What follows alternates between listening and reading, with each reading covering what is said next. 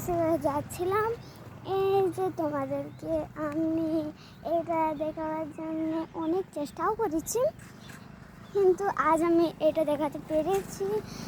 আর আমি মাঠে যাচ্ছি তাই বলি এটা তোমাদেরকে দেখিয়ে দিচ্ছি। এটা হচ্ছে আমাদের দেউলঘাটা নদী।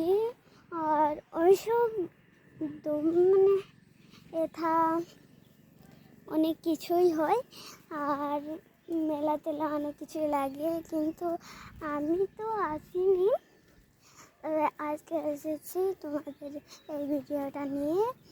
আর এই ব্লগটা যদি ভালো লাগে তাহলে একটা লাইক, সাবস্ক্রাইব আর কমেন্ট দিয়ে দিও। এটাই বলতে চেয়েছিলাম তোমাদেরকে, দেখাতে চেয়েছিলাম। বাই।